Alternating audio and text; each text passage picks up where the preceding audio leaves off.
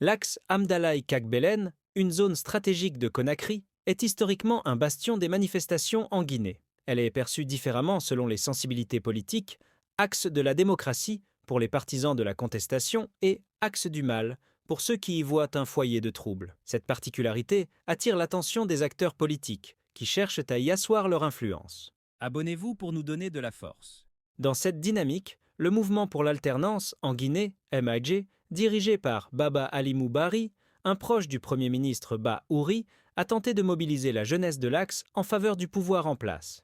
Avec son slogan Main Fa Ami, nous avons compris en pulaar, ce mouvement a organisé fin janvier un grand meeting à Koza pour manifester son soutien au président de la transition, Mamadi Doumbouya. Bari et son mouvement ont affirmé que les manifestations politiques sur l'Axe étaient terminées et que la jeunesse soutenait désormais la vision du chef de l'État.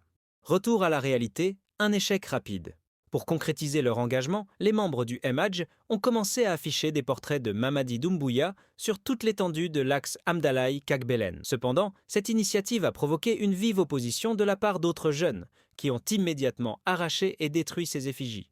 Des tensions ont alors éclaté entre les deux camps, entraînant des affrontements violents le dimanche et le lundi sur l'axe Le Prince. Suite à ces événements, les autorités ont procédé à plusieurs interpellations.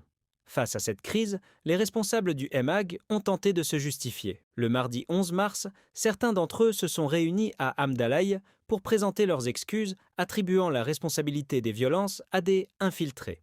Ils ont supplié le président Doumbouya de ne se fier qu'à leur coordinateur, Baba Alimou Bari, pour éviter toute confusion.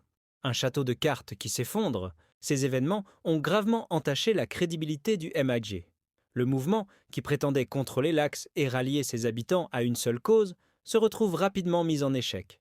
L'histoire a montré que plusieurs autres groupes avaient tenté cette même stratégie par le passé, mais aucun n'a réussi à maintenir son influence sur cette zone hautement contestataire. Le MAJ semble ainsi pris à son propre jeu, illustrant une fois de plus que vouloir manipuler l'axe pour des intérêts politiques est une entreprise illusoire et vouée à l'échec. Merci et abonnez-vous.